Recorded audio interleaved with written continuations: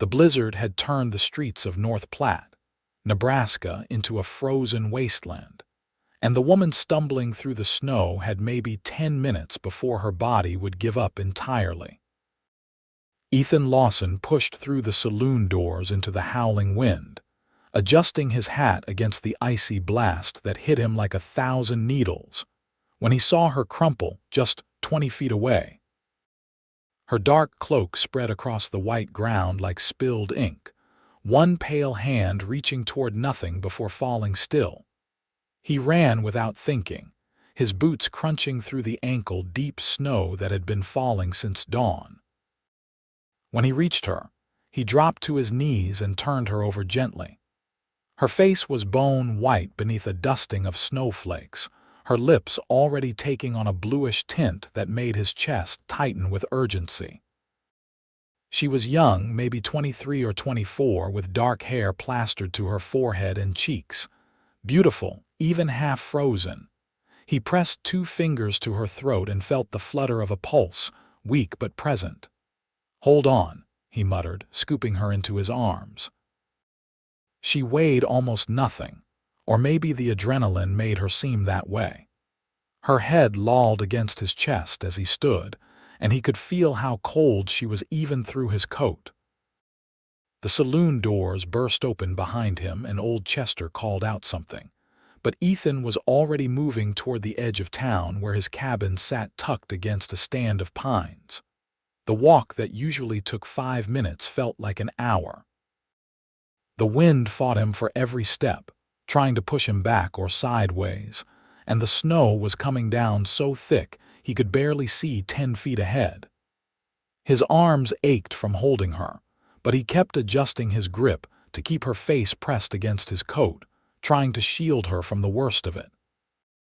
By the time he kicked open his cabin door, his muscles were burning and his lungs felt raw from breathing the frozen air.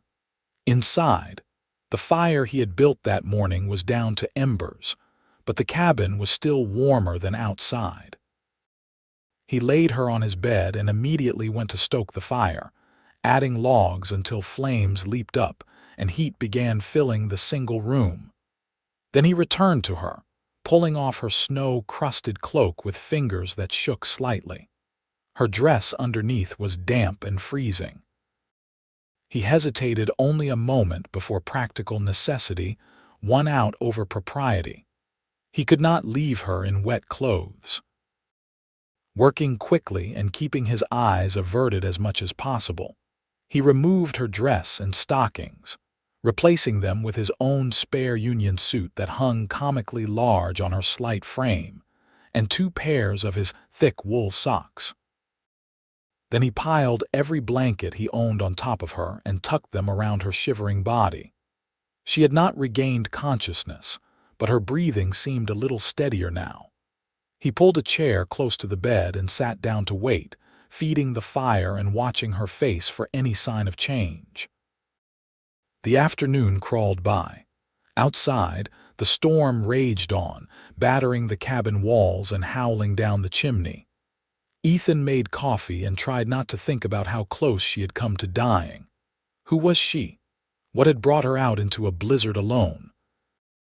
North Platte was not a big town, and he knew most of the residents by sight at least, but he had never seen her before. She had to be a newcomer, maybe someone passing through who had gotten caught by the unexpected storm. As evening approached, she finally stirred. It started with just a flutter of her eyelids, then a small moan. Ethan leaned forward, setting down his coffee cup. "Easy now," he said quietly. "You are safe." Her eyes opened slowly, revealing irises the color of dark honey. For a moment, she just stared at the ceiling, confusion written across her features. Then her gaze slid sideways and found him. Her eyes went wide and she jerked back instinctively, or tried to, but she was wrapped too tightly in the blankets. "Where am I?" Her voice came out as barely more than a whisper, hoarse and shaky. "My cabin, about a quarter mile outside North Platte. I found you collapsed in the snow outside the saloon. You were nearly frozen." She blinked at him, processing this. Her gaze dropped to take in the blankets, the oversized union suit, and then snapped back to his face with alarm. "I had to get you out of your wet clothes," he said quickly, holding up both hands. "You would have died otherwise. Your things are drying by the fire." I did not look more than necessary, I swear it. Color flooded her pale cheeks, but after a moment she nodded stiffly. "Thank you. For saving my life, I mean." "What were you doing out in that storm?" She closed her eyes briefly. "I did not realize how bad it was going to get." "I was looking for lodging and someone said there was a boarding house near the Saloon. I thought I could make it." "There is a boarding house, but it is 3 streets past the Saloon. You were headed the wrong direction." I could not see anything. The snow was too thick. Her voice cracked slightly and she turned her face away. "I thought I was going to die out there, but you did not." He stood up and moved to the fire, ladling stew from the pot he had warming there into a bowl. "You need to eat something, get your strength back." He helped her sit up, propping pillows behind her back, and handed her the bowl. She took it with trembling hands and sipped the broth cautiously. After a moment, she began eating more steadily, and he could see some color returning to her face. "I am Ethan Lawson," he said, settling back into his chair. She swallowed a bite of potato before answering. "Deanna Oliver. I arrived on the train this morning. Long way to travel in winter. Where from?" "St. Louis. I am supposed to start teaching at the school here after the new year." It was December 20th, 1883, and the winter had already proven itself harsh. "I wrote ahead but got no response, so I decided to come anyway. I thought there would be more opportunities out here. There is definitely a need for teachers." The school building is on the other side of town, near the church. Miss Patterson has been handling all the children herself for 2 years now, and there are too many for one person. Deanna nodded, eating more of the stew. "Do you have children?" "No, I am not married. I am a ranch hand, or I was until last month when the ranch owner decided to sell off most of his cattle before winter. He kept me on to look after the remaining stock and maintain the property, but it is not much work right now." He gestured around the cabin. "This place is mine, though. Built it myself 3 years ago when I first came to Nebraska." "From where?" "Texas originally. Worked cattle drives north for a few years, then decided I wanted to settle somewhere. North Platte seemed as good as anywhere." They talked as she finished the stew, the conversation coming easier than Ethan would have expected with a stranger. Deanna told him about growing up in St. Louis, the daughter of a seamstress who had died the previous winter. Her father had passed when she was young, and without family or prospects, she had trained as a teacher and looked for positions out west where single women could find respectable work. "It must have taken courage," Ethan said, "to come all this way alone, or desperation." She smiled slightly, but there was sadness in it. "I did not have much choice. I could barely afford the train ticket. If this position does not work out, I do not know what I will do." The wind hammered against the cabin walls, making the windows rattle. Deanna glanced toward the sound nervously. "Storm should blow itself out by morning," Ethan said. "They usually do, but you will need to stay here tonight. I cannot take you back to town in this, and you should not be moved anyway. You need rest." "I cannot impose like that." "You are not imposing.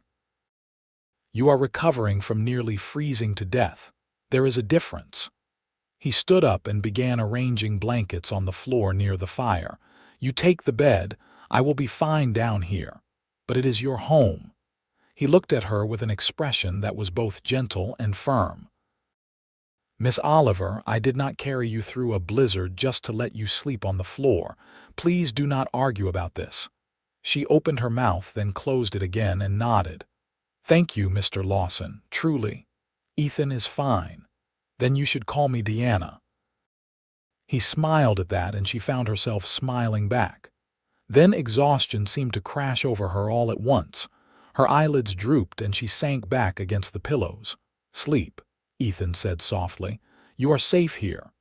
She was asleep before he finished banking the fire for the night. Ethan woke before dawn to find the storm had indeed passed. Through the window, he could see stars glittering in a clear black sky, and the wind had died to nothing. He built up the fire quietly, trying not to wake Deanna, and put coffee on to boil.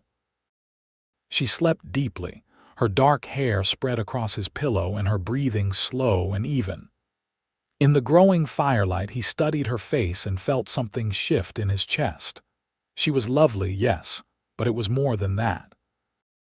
There was something about her that drew him, some quality he could not quite name. He shook his head at himself. She had been in his cabin less than 12 hours, and he was already thinking like a fool. She was an educated woman from the city, a teacher, and he was just a ranch hand with a small cabin and uncertain prospects. Once she recovered, she would move into the boarding house and start her new position, and he would likely see her only in passing around town. But when she woke an hour later and smiled at him across the cabin, his heart did that strange, twisting thing again, and he began to think maybe he was in trouble. "How do you feel?" he asked, bringing her coffee. "Much better. Still tired, but warmer." She accepted the cup gratefully, wrapping both hands around it. The storm stopped. "Just before dawn. I can take you into town after breakfast if you feel up to it. The boarding house will have a room for you." Something flickered in her expression, gone too quickly for him to identify. "Of course, I have taken up enough of your space." "That is not what I meant." He sat down at the small table, suddenly wanting to explain. "You are welcome to stay longer if you need to recover. I just thought you would want to get settled, find the school, and meet Miss Patterson." "You are right. I should." She sipped her coffee, looking into the cup rather than at him. "Will you tell me about the town? I did not see much before the storm hit." So over breakfast, cornmeal mush with molasses and bacon that he cooked on the wood stove, Ethan told her about North Platte. It was a railroad town, established just over 20 years ago where the Union Pacific crossed the South Platte River.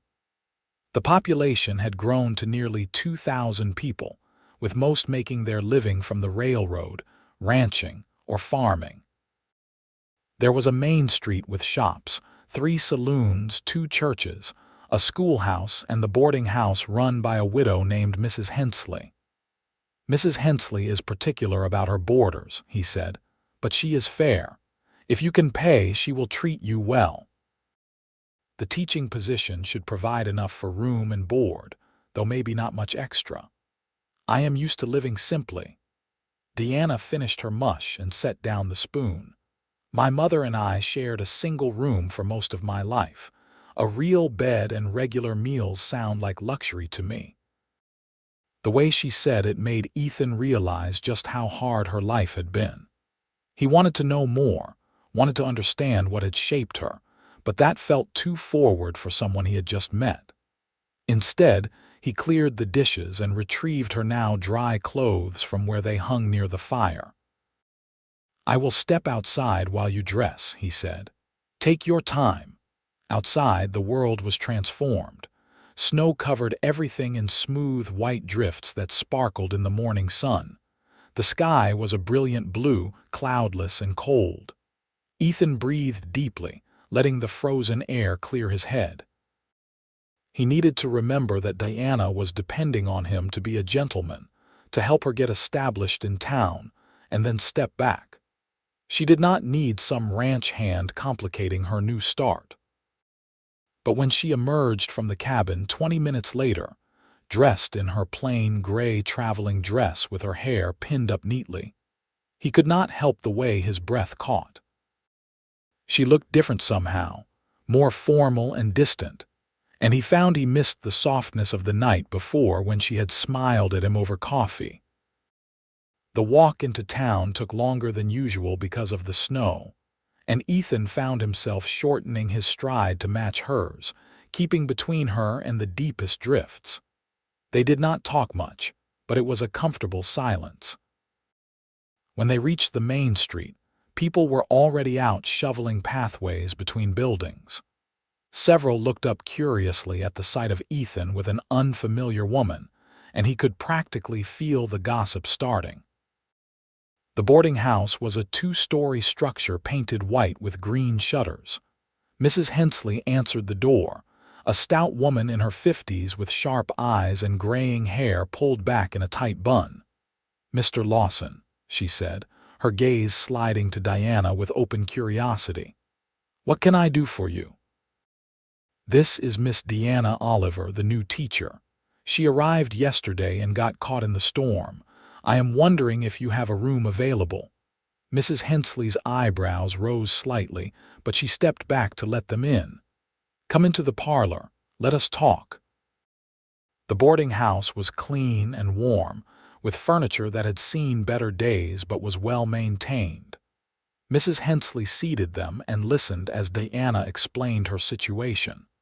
When she finished, the older woman nodded thoughtfully. "I do have a room on the second floor, faces south so it gets good light. $3 a week includes breakfast and supper. Lunch is extra if you want it. No men in rooms, no drinking, church on Sundays is expected but not required." "That sounds perfect," Deanna said. "I can pay 2 weeks in advance." She pulled a small purse from her pocket and counted out coins.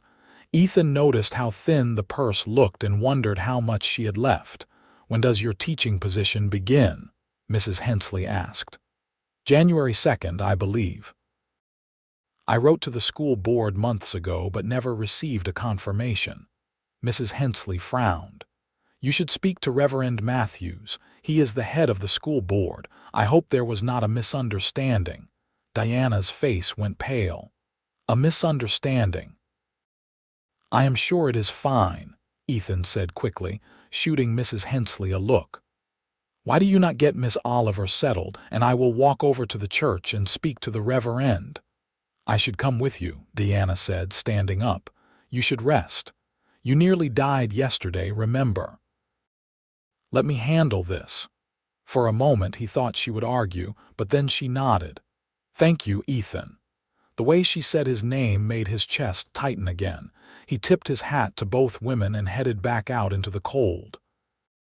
The church was a simple wooden structure at the far end of town, and Reverend Matthews was in his study when Ethan knocked. The Reverend was a thin man with kind eyes and a tendency to speak slowly, choosing his words carefully. He listened as Ethan explained about Deanna's arrival, then sighed and pulled a letter from his desk drawer.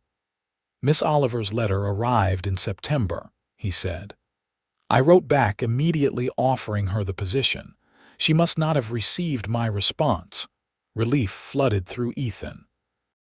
"So the position is still available?" "Absolutely. Miss Patterson has been begging for help. When we did not hear back from Miss Oliver, we assumed she had taken another position." He stood up, reaching for his coat. "I should go welcome her properly and discuss the details. Where is she staying?" "Mrs. Hensley's boarding house." They walked back together, and Ethan felt the weight he had been carrying since Mrs. Hensley's comment lift from his shoulders. Deanna would be fine.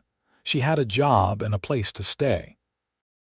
She would build a life here in North Platte, and even if that life did not include him, at least she would be safe and provided for. But when they arrived at the boarding house and Mrs. Hensley brought Deanna down to the parlor, and Ethan saw the relief and joy flood her face when Reverend Matthews confirmed her position. He knew he was lying to himself. He did not just want her to be safe and provided for. He wanted to be part of her life. He wanted to see that smile directed at him every day. He wanted far more than he had any right to want after knowing her barely 24 hours. The Reverend discussed details with Deanna while Ethan stood awkwardly by the door, suddenly feeling like an intruder. The position paid $30 a month, which was decent money for a teacher. She would start January 2nd, working alongside Miss Patterson to teach children aged 6 to 14. School ran from 8 in the morning until 3 in the afternoon, Monday through Friday. "I will introduce you to Miss Patterson tomorrow if you are feeling recovered," Reverend Matthews said. "She will be delighted to meet you." "I would like that very much." Deanna glanced at Ethan, and something in her expression made him think she was not ready for him to leave yet. "Perhaps Mr. Lawson would be kind enough to show me around town later, if he has time, of course." "I have time," he said, probably too quickly. The Reverend looked between them with interest, and Mrs. Hensley was definitely suppressing a smile. After the Reverend left, Diana went upstairs to unpack her few belongings, and Ethan waited in the parlor. Mrs. Hensley brought him coffee without being asked and sat down across from him. "That was a kind thing you did, bringing her in from the storm," she said. "Anyone would have done the same." "Maybe, but not everyone would have taken such good care of her or made sure she got settled properly." She studied him over her cup. "She seems like a nice girl. She is." He met her eyes, understanding what she was really asking. "And nothing improper happened, if that is what concerns you." "I believe you. You are a good man, Ethan Lawson, but be careful. A woman in her position cannot afford even a hint of scandal. If people get the wrong idea about her staying at your cabin, it could cause problems." He had not thought of that, but she was right. The realization felt like cold water down his back. What should I do? Be her friend, be respectful, and let time prove that there is nothing shameful in how you helped her. She patted his hand. "The truth has a way of coming out, and in a town this size, people will know soon enough what kind of person she is." When Deanna came back downstairs, wrapped in her cloak, Ethan offered his arm and they stepped out into the afternoon sunshine. The town was busy now, people taking advantage of the clear weather to dig out from the storm. Ethan showed her where the general store was, the post office, the doctor's office. They walked past the schoolhouse so she could see where she would be working, a neat building with a bell tower and windows on all sides to let in light. "It is smaller than I expected," she said, but she was smiling. "Back in St. Louis, the schools were these huge brick buildings with hundreds of children. Out here, we make do with what we have, but the children are eager to learn. You will do well." They walked on, and somehow their conversation drifted from practical matters to more personal ones. Deanna told him about learning to read from her mother, who had been taught by the family she served before marrying. Ethan talked about growing up on a small ranch in Texas, the youngest of 4 brothers, and how he had always felt restless to see more of the world. "You miss Texas?" Deanna asked. "Sometimes. Mostly I miss my brothers, but we were never that close, to be honest. They all stayed on the family ranch, married local girls, started having children. I was the odd one out, always wanting something different." "I understand that feeling. All the other girls I knew growing up wanted to find husbands and start families. I wanted that too eventually, but I also wanted more. I wanted to do something meaningful with my life. Teaching is meaningful. I hope so." She looked up at him, and in the bright afternoon light her eyes were more gold than brown. "Thank you again, Ethan, for everything. I do not know how I will ever repay you." "You do not need to repay me. I am just glad I was there when you needed help." They had stopped walking without realizing it, standing in the middle of the street with snow melting around them and the winter sun on their faces. For a moment, the world seemed to narrow down to just the two of them, and Ethan felt the pull between them like a physical thing. He wanted to touch her face, to see if her skin was as soft as it looked. He wanted to know if she felt this too, this strange connection that had formed so quickly. But then a wagon rattled past, breaking the moment, and Deanna stepped back with color rising in her cheeks. "I should get back," she said. "Mrs. Hensley mentioned supper is at 6. Right. Of course." He walked her back to the boarding house, feeling clumsy and uncertain in a way he had not felt since he was a boy. At the door, she turned to him with a shy smile. "Will I see you again?" "I mean, I know it is a small town, but I would like that if you would." "I would." Her smile widened. "Maybe you could show me more of the area when the weather permits. I would like to know the place where I will be living." "I would be happy to." They stood there for another moment, neither quite willing to say goodbye, until Mrs. Hensley opened the door and cleared her throat pointedly. Deanna laughed and slipped inside, but not before giving Ethan one last warm look that he carried with him all the way back to his cabin. The next 2 weeks passed in a strange, suspended state between anticipation and restraint. Ethan found excuses to come into town almost every day, and Deanna always seemed happy to see him. They took walks when the weather allowed, and when it did not, they sat in Mrs. Hensley's parlor and talked while she did needlework, or he whittled small figures from scraps of wood. He learned that she loved poetry, especially Longfellow and Whitman, and that she had a talent for drawing. She learned that he could play the harmonica, and that he had once wanted to be a horse trainer but lacked the capital to start his own operation.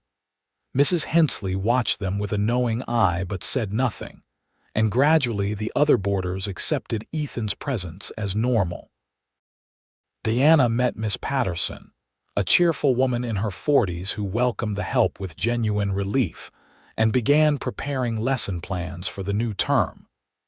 Ethan introduced her to people around town, and slowly she began to build a network of acquaintances. On Christmas Eve, the church held a service followed by a social at the schoolhouse. Ethan picked Deanna up from the boarding house and they walked through the crisp night air together, their breath misting in the darkness. The schoolhouse was warm and bright, packed with families. Someone had brought a fiddle and another person a guitar, and after the initial greetings and well wishes, people began to dance. Ethan was not much of a dancer, but when Deanna looked at him hopefully, he could not refuse. He took her hand and led her into a simple reel, feeling self-conscious about his rough hands against her smaller ones, about his work boots next to her neat shoes. But Deanna did not seem to notice or care. She laughed when he stumbled slightly, and her eyes sparkled in the lamplight, and Ethan thought he had never seen anything more beautiful. When the dance ended, they stepped outside to cool down. The night was clear and cold, stars scattered across the sky like diamond dust. Deanna tilted her head back to look at them, and Ethan watched her instead of the stars.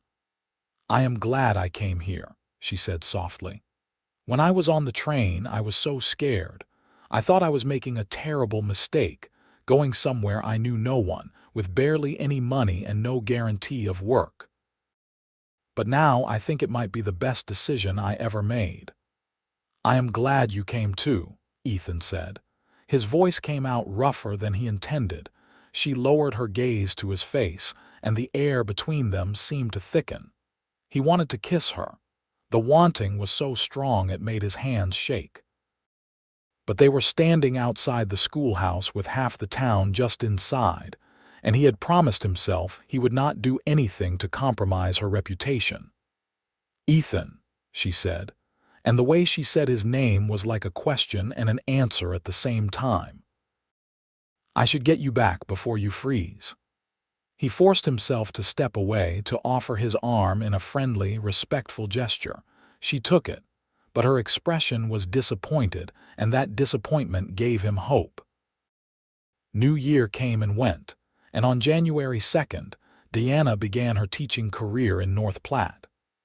Ethan waited outside the schoolhouse that first afternoon, wanting to know how it went. When she emerged, surrounded by children still chattering questions at her, her face was flushed and happy. "It was wonderful," she told him later, over coffee at the small restaurant near the train station. "Exhausting, but wonderful. The children are so eager to learn, and Miss Patterson is an excellent teacher. I am learning as much from watching her as the children are learning from me. I knew you would be good at it. How could you know that? You have never seen me teach. I know you, he said simply. You care about things, about people. That is what makes a good teacher. She reached across the table and touched his hand, just briefly, but the contact sent warmth through him. You always know what to say to make me feel better. Over the next month, they fell into a comfortable routine. Ethan worked during the day, taking care of the few remaining cattle and doing maintenance work around the ranch property. In the afternoons, he would meet Diana after school and they would walk or talk or simply be together. They never spoke directly about what was growing between them, but it was there in every look, every accidental touch, every moment of shared laughter. The town noticed, of course.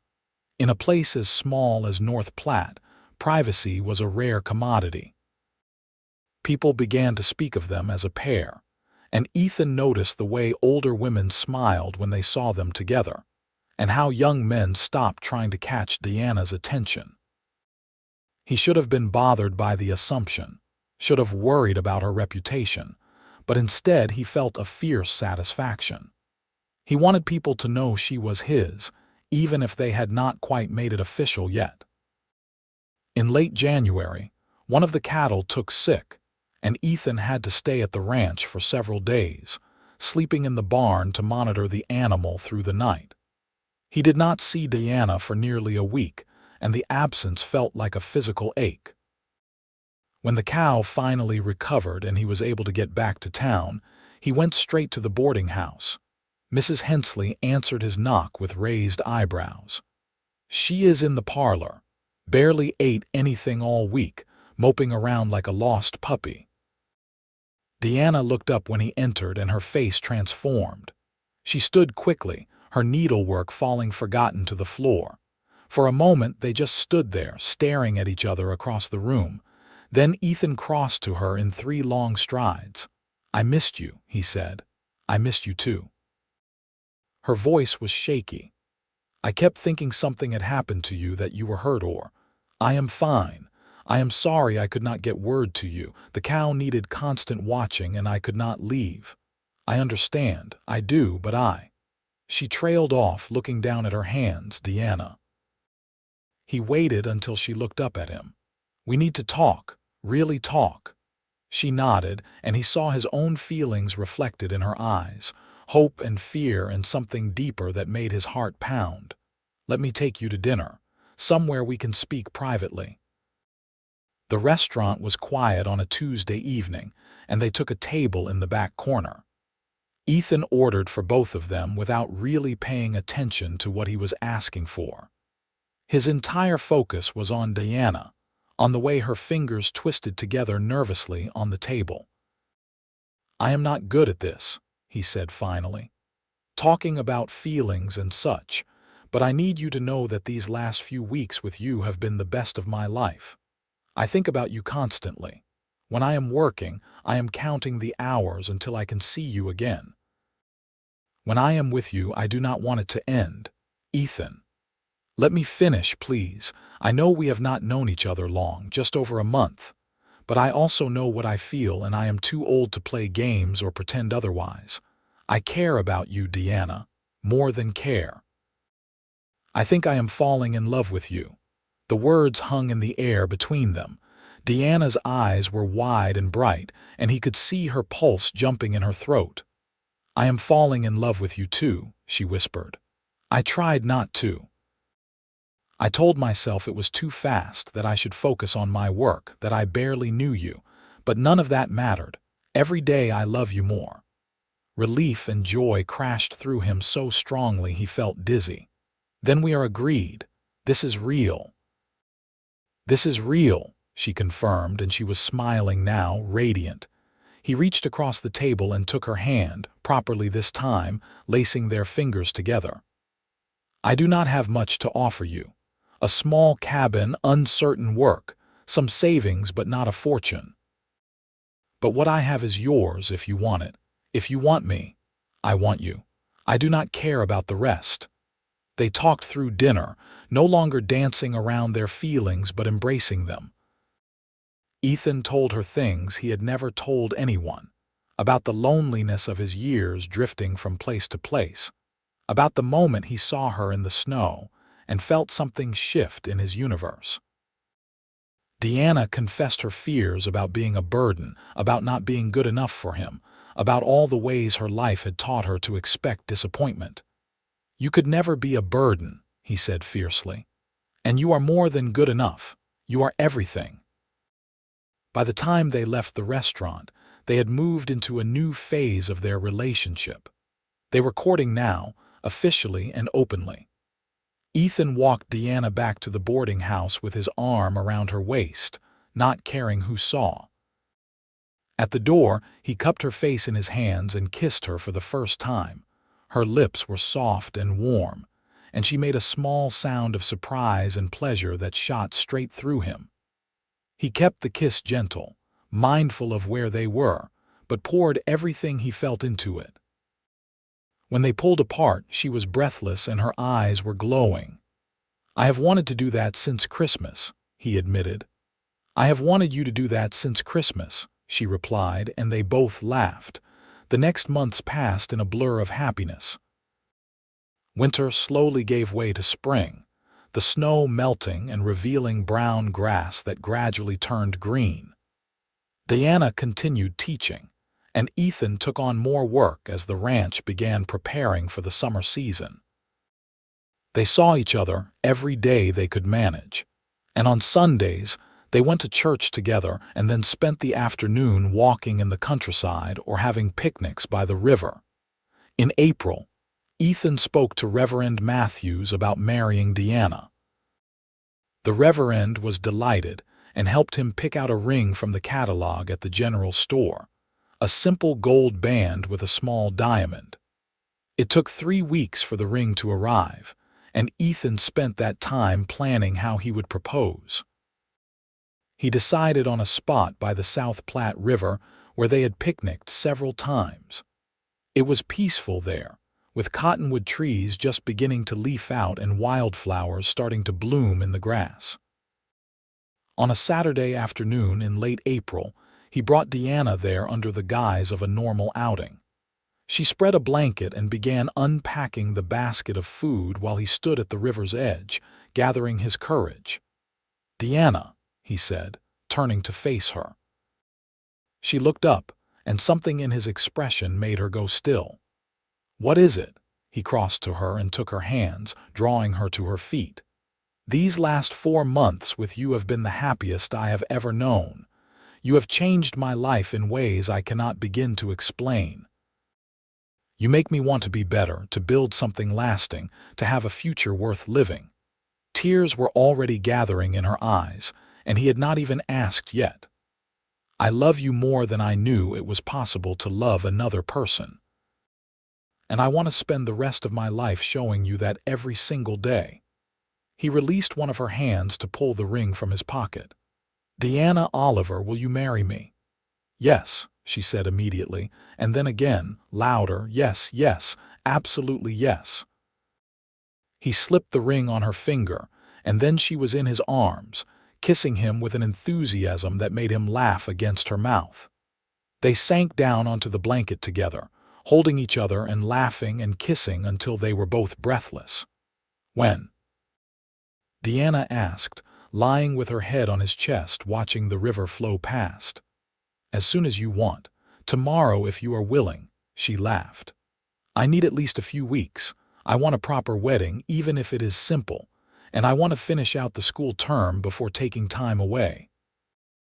They settled on June 10th, a Saturday, which gave them 6 weeks to prepare.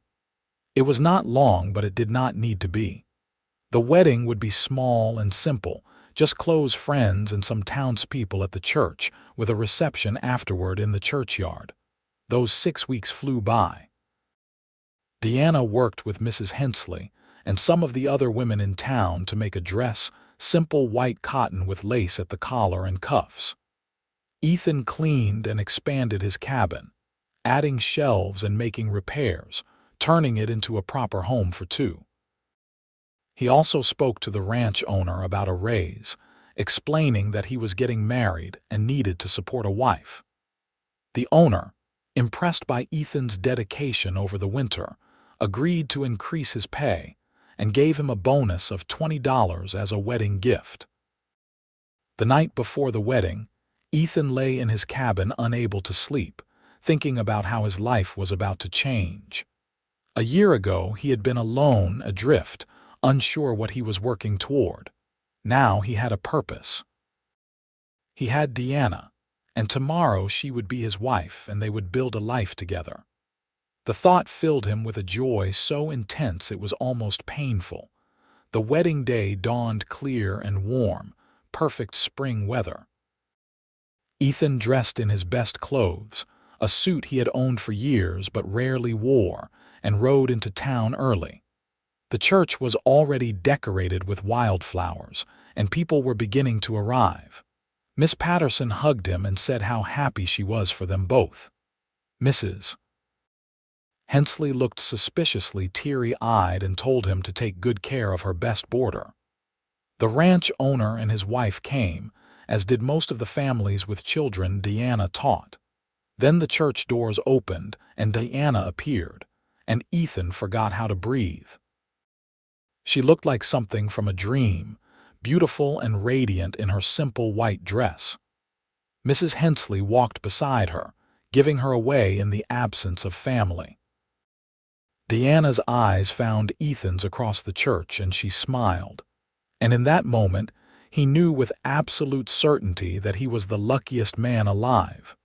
The ceremony was short and traditional. Reverend Matthews spoke about love and commitment, about building a life together through both good times and hard. Ethan barely heard the words. He was too focused on Diana's hands in his, on the way her voice shook slightly when she said her vows, on the feeling of the ring sliding onto his finger to match the one he placed on hers.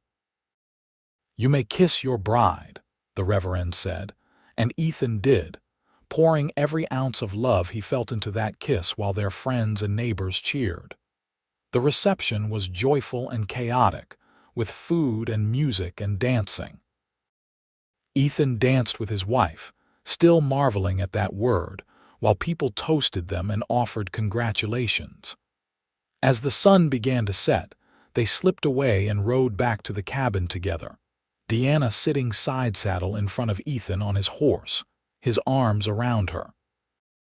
The cabin looked warm and welcoming in the twilight, smoke curling from the chimney where Ethan had banked a fire that morning.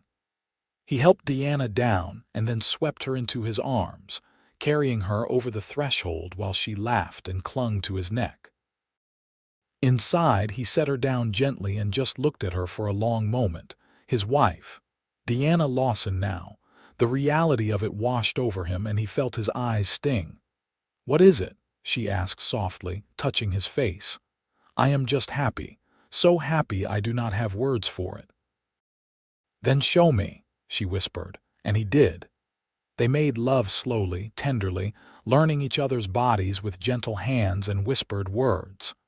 Deanna was nervous at first, but Ethan was patient, focused entirely on her pleasure and comfort. When she finally shattered in his arms, crying his name, he felt a satisfaction deeper than anything physical. This was what he had been searching for all his life without knowing it.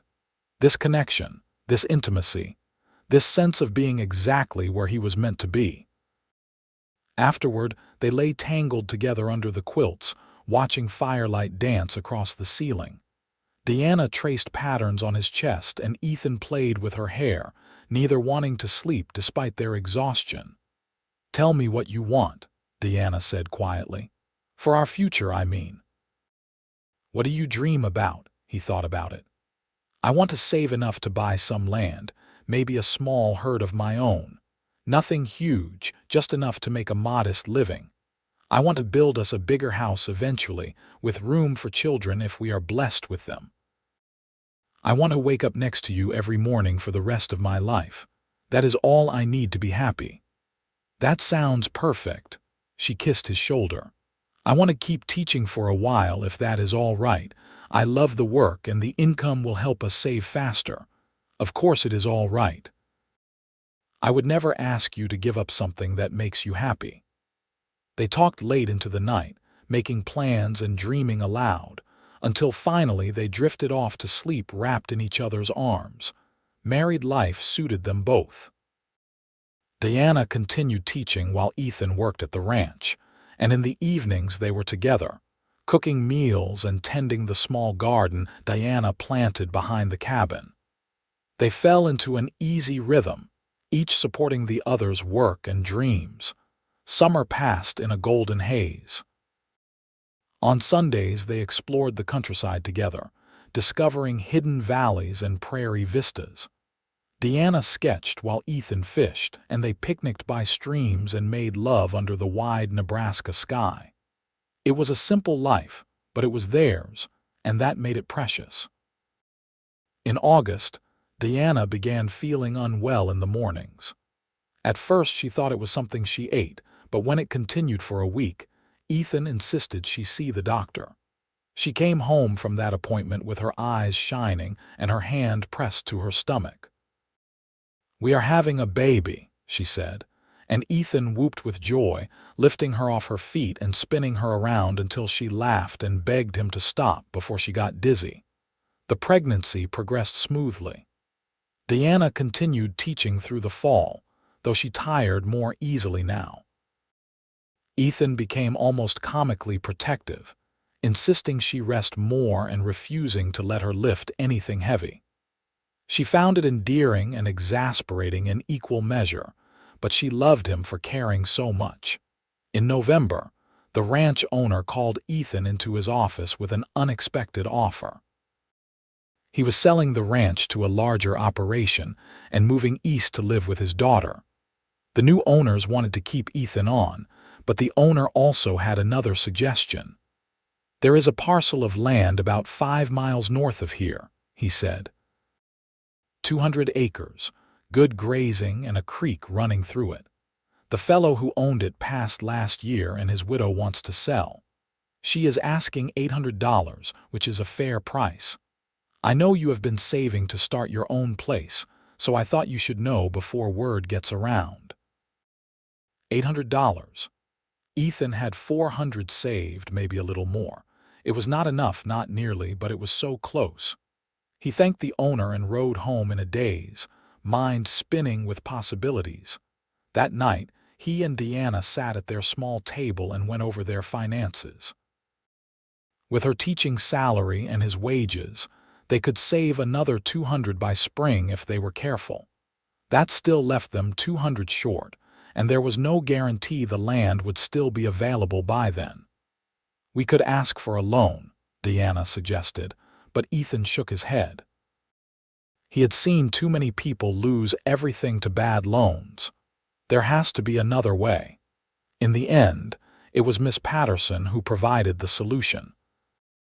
When Diana mentioned their dilemma in passing, the older teacher revealed that she had some money saved that she had been planning to leave to her nieces and nephews when she passed. But she was fond of Diana and Ethan, and she believed in investing in young people who were willing to work hard. "I will lend you the $200, she said. "Pay me back when you can, no interest. Consider it an investment in the future of this community." Ethan wanted to refuse, hating the idea of being in debt, but Diana squeezed his hand and he realized that sometimes accepting help was not a weakness. It was trust. So he agreed and they shook hands on it, and by December they were the proud owners of 200 acres of Nebraska prairie. The winter was hard, not because of weather but because of work. Ethan continued his job at the ranch while also beginning to build on their new land. He wanted a house constructed before the baby came in March, so he spent every spare moment hauling lumber and driving nails. Deanna helped when she could, though her growing belly made many tasks impossible. The townspeople rallied around them in ways that moved Ethan to his core. On Saturdays, men would ride out to the property and spend the day helping with construction. Women brought food and supplies. Miss Patterson paid for the glass for the windows. Reverend Matthews organized work parties after church. By late February, they had a sturdy 4-room house with a barn and corral, simple but solid. They moved in on the 1st of March, exactly 9 months after their wedding.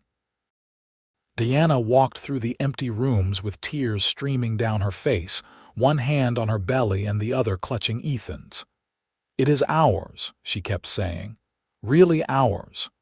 "Every inch of it," he confirmed, kissing her forehead. A week later, Deanna woke him in the middle of the night with a hand on his shoulder. "The baby is coming." Ethan had never dressed so fast in his life. He rode to town and fetched the doctor and Mrs. Hensley, who had experience with birthing, and then spent the longest hours of his existence pacing outside his own bedroom while Deanna labored inside. Her cries of pain tore at him, made him want to break down the door and fix whatever was hurting her, but Mrs. Hensley had been firm. Fathers were not needed in the birthing room. Just when he thought he could not stand another moment, he heard it. A baby's cry, thin and outraged. Then the door opened and Mrs. Hensley emerged, smiling. "You have a son, and your wife is asking for you." Deanna was propped up in bed, exhausted and pale but smiling. In her arms was a tiny bundle, red-faced and squalling. Ethan approached slowly, awed by the sight. "Meet your son," Deanna said softly. "What should we name him?" They had discussed names but never quite decided. Looking down at the tiny boy, fierce and perfect, Ethan knew. "James," he said. "After my grandfather, James Lawson." "James," Deanna repeated, testing it. "I like it. Hello, James. Welcome to the world." Ethan sat carefully on the edge of the bed, putting one arm around Deanna and looking down at their son. James had stopped crying and was making small snuffling sounds, his eyes screwed shut and his fists waving. Love hit Ethan like a physical blow, so strong it left him breathless. This tiny person, this miraculous creation, was his son, his family. "Thank you," he whispered to Deanna. "For what? For this. For him. For choosing me. For making me happier than I ever thought possible." She leaned her head against his shoulder. "We chose each other. And I would make the same choice every single day for the rest of my life." The early months with a newborn were exhausting and wonderful. Deanna took time away from teaching, focusing on James, while Ethan worked to establish their ranch. He bought 10 head of cattle and a breeding pair of horses with the last of their savings, the beginning of what he hoped would become a thriving operation. The ranch kept him busy from dawn to dusk, but he always made time for his family. In the evenings, he would come in from the fields and Deanna would hand him James, and Ethan would sit in the rocking chair he had made and tell his son stories about nothing in particular while Deanna made dinner. Those moments, ordinary and precious, became the foundation of his happiness. By summer, Deanna was ready to return to teaching, but the distance to town was too far for daily travel. They discussed it and decided that she would teach privately, offering lessons to ranch families in the area a few days a week. It brought in less money than her town position, but it allowed her to keep working while staying close to home and James. The arrangement worked well. Children would ride over with their parents, and Deanna would teach them reading and arithmetic in the main room of the house while Ethan worked outside. James would nap or play quietly, remarkably good-natured for a baby. By the time he was a year old, he was walking and getting into everything, and the house was filled with laughter. One evening in late autumn of 1885, Ethan came in from checking the cattle to find Deanna at the stove, stirring something that smelled amazing. James was playing with wooden blocks on the floor, babbling to himself. Deanna looked up and smiled at Ethan, and the love in that smile made him stop in his tracks. "What?" she asked. "I am just thinking about how far we have come. 2 years ago, I found you in the snow outside a saloon. I did not even know your name. And now look at us. We have a home, a ranch, a beautiful son. We have built a life." She set down her spoon and crossed to him, sliding her arms around his waist. "The best life. And it started because you did not walk past a stranger in need. You saved me that day, Ethan, in more ways than just keeping me from freezing." "We saved each other," he said, and kissed her. Over the following years, their ranch grew. Ethan's hard work and careful management paid off. The cattle herd expanded. He bred quality horses that fetched good prices, and they were able to hire a hand to help with the work. They paid back Miss Patterson within 3 years, and she cried happy tears when Ethan handed her the final payment. Deanna continued teaching from their home, earning a reputation as an excellent instructor.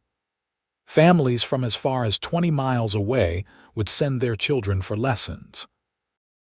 She also started a small school library, collecting books that students could borrow, and organized community gatherings where people could share news and support each other. James grew into a bright, curious boy who loved horses and following his father around the ranch. In 1887, Diana became pregnant again, and in early 1888 they welcomed a daughter they named Eleanor. Then came another son, Thomas, in 1890, and finally another daughter, Rose, in 1893. The house that had seemed so spacious when they built, it became crowded with children and noise and life. Ethan expanded it twice, adding bedrooms and a larger kitchen. The ranch prospered enough that Diana could stop taking payment for teaching if she chose, but she continued because she loved it. The children helped with chores as they grew older, learning the value of hard work and the satisfaction of a job well done. Through it all, Ethan and Diana's love only deepened. They still took walks together on Sunday afternoons when they could escape the children for an hour. They still talked late into the night after everyone else was asleep, sharing dreams and worries and the 1,000 small details of their days. They disagreed sometimes, even argued occasionally, but they always worked through it together. One night in the summer of 1895, Ethan and Deanna sat on the porch of their ranch house, watching the sunset paint the prairie gold and red. The children were all in bed finally, the house quiet behind them. Ethan had his arm around Deanna's shoulders, and she leaned into him with a contented sigh. "Do you ever think about that day?" Deanna asked softly. "The blizzard when we met all the time. It was the luckiest day of my life. I was so scared. I thought I was going to die, and then you appeared out of nowhere like something from a story, my hero. You made me a hero. Before you, I was just drifting. You gave me a reason to be better." She turned in his arms to look at him. They were both older now, with lines on their faces and threads of gray in their hair, but when Ethan looked at Deanna, he still saw the woman he had carried through the snow, still felt his heart skip exactly the way it had that first time she smiled at him. "I love you," Deanna said. "More now than even then, and I thought that was impossible. I love you too. Always have, always will." They sat together as the stars came out one by one, the same stars that had shone on them that Christmas Eve so many years ago when they first danced together. The prairie wind carried the scent of grass and earth, and somewhere in the distance a coyote called. Their land, their home, their life. Inside the house, they could hear one of the children coughing, and Diana started to rise, but Ethan pulled her back gently. "I will check. You stay here." He found Rose sitting up in bed, wide awake. "Cannot sleep, Papa. Bad dream." "No, just thinking." He sat on the edge of her bed. "Thinking about what? How did you and Mama meet? You never told us the whole story." So Ethan told her about the blizzard and finding Deanna in the snow, about carrying her to his cabin and how she woke up confused and scared but brave, about falling in love so quickly it frightened him, about building a life together one day at a time. Rose listened with wide eyes, and by the time he finished, she was yawning. "That is so romantic, Papa, like a fairy tale. Better than a fairy tale, because it is real and it is ours." He tucked her in and kissed her forehead, then checked on the other sleeping children. James was 16 now, nearly a man with his father's height and his mother's eyes. Eleanor was 10, Thomas 8. All healthy, all loved, all safe. When he returned to the porch, Diana had moved to the swing he had built last spring. He sat beside her and set it gently rocking. They stayed like that for a long time, holding hands and saying nothing because nothing needed to be said. Everything important was right here in this moment, in this life they had created together. Years continued to pass, bringing changes and challenges. James grew up and fell in love with a neighbor girl, and Ethan walked Diana down the aisle when they married in a ceremony that reminded them both of their own simple wedding. Eleanor showed a talent for teaching like her mother and began helping with the lessons. Thomas loved the ranch and announced he wanted to be a cowboy like his father. Rose was still too young to know what she wanted, but she loved drawing and filled sketchbooks with pictures of the prairie and her family. The ranch thrived. They bought more land, expanded the house again, hired more help. They were not wealthy by any means, but they were comfortable and secure. More importantly, they were happy. The work was hard, and there were setbacks, droughts and harsh winters and market fluctuations, but they weathered it all together. In 1900, as the new century began, Ethan and Diana sat in that same porch swing on their wedding anniversary. 17 years married, and it felt like both a lifetime and no time at all. Inside, their children and grandchildren were gathered for a celebration. James had 2 babies of his own now, and Eleanor was engaged to a young man from town. "Can you believe we have grandchildren?" Diana said, shaking her head in wonder. "I still feel like that scared girl stepping off the train in North Platte. You have never been just anything. You have always been extraordinary." She laughed and swatted his arm.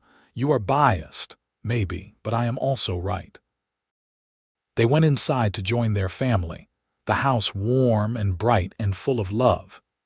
Ethan looked around at the faces gathered there, 3 generations connected by blood and choice and dedication, and felt a satisfaction so profound it was almost overwhelming. This was what mattered. Not money or property or status, but this. Family. Love. Building something that would last beyond yourself. Later that night, after everyone had gone home or to bed, Ethan and Diana lay together in their room. The same bed they had shared since the beginning, though the mattress had been replaced several times. Diana nestled against his chest, her head tucked under his chin. "Thank you," she whispered. "For what? For saving me, for loving me, for giving me this beautiful life. You gave me the same thing. We saved each other, remember?" "I remember." She pressed a kiss to his chest, right over his heart. "I would do it all again exactly the same way. Even the part where you nearly froze to death, even that, because it brought me to you." They drifted off to sleep like that, wrapped around each other. 2 people who had found each other in a blizzard and built a lifetime from that chance meeting. Outside, the prairie stretched endlessly under the stars, and the wind whispered through the grass, carrying stories of survival and love and the enduring strength of 2 hearts that beat as one. The years that followed were good ones. There were sorrows, of course. That was life. But the joys far outweighed the hardships. More grandchildren arrived. The ranch continued to prosper. Thomas took over more of the daily operations as Ethan's joints began to ache with age. But the older man still rode out every day to check the herd and mend fences, and do the work that had defined so much of his life. Deanna's hair turned fully silver, and Ethan thought she was more beautiful than ever. She still taught a few students, though not as many now, and she spent more time with the grandchildren, teaching them to read and draw and think. She and Ethan still took their Sunday walks, though they moved more slowly now, leaning on each other more than they once had. On a spring afternoon in 1910, they were sitting on their porch again, that same favorite spot, when Alina rode up with her 3 children. The youngest, a girl of 5 named Deanna after her grandmother, scrambled down and ran to them. "Grandma, Grandpa, tell me a story." "What story do you want to hear?" Deanna asked, pulling the girl into her lap. "The one about the snow and the cowboy." "Mama told me a little bit, but I want to hear it from you." Deanna looked at Ethan, and they smiled at each other.